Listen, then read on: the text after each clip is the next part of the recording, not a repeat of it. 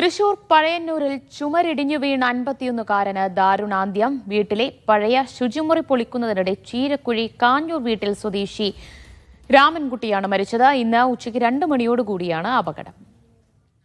നടരാജ് പരശുറാം വിവരങ്ങൾ നൽകും. നടരാജ്, എങ്ങനെയാണ് ഈ അപകടം ഉണ്ടായത്? ഉച്ചയ്ക്ക് 2 മണിയോടുകൂടിയാണ് അപകടം സംഭവിക്കുന്നത്. പഴയന്നൂരിലെ വീട്ടിലെ പഴയ ശുചിമുറി പൊളിക്കുന്ന ജോലികൾ അവിടെ നടക്കുന്നുണ്ടായിരുന്നു. ഇതിനിടയിലാണ് മധ്യവയസ്കൻ അവിടെ എത്തിയത്. ചുമർ പൊളിക്കുന്ന ജോലി അവിടെ നടക്കുകയായിരുന്നു. ചീരക്കുഴി കാഞ്ഞൂർ വീട്ടിൽ കുഞ്ഞിക്കണ്ണന്റെ മകൻ 51 വയസ്സുള്ള രാമൻകുട്ടി എന്നാളാണ് അവിടെ എത്തിയത്.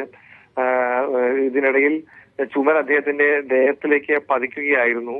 ഉടൻ തന്നെ അടുത്തുള്ളവരും സുഹൃത്തുക്കളും അയൽവാസികളൊക്കെ ചേർന്ന് അദ്ദേഹത്തെ ചേലക്കര താലൂക്ക് ആശുപത്രിയിൽ പ്രവേശിപ്പിച്ചെങ്കിലും ജീവൻ രക്ഷിക്കാനായില്ല. അല്പസമയം മുമ്പ് മൃതദേഹം വീട്ടിലേക്ക് കൊണ്ടുപോയിട്ടുണ്ട്. വളരെ അപ്രതീക്ഷിതമായാണ് ഇത്തരത്തിലൊരു അപകടം ഉണ്ടായത്. ചുവർ അദ്ദേഹത്തിന്റെ ദേഹത്തേക്ക് പതിക്കുകയായിരുന്നു.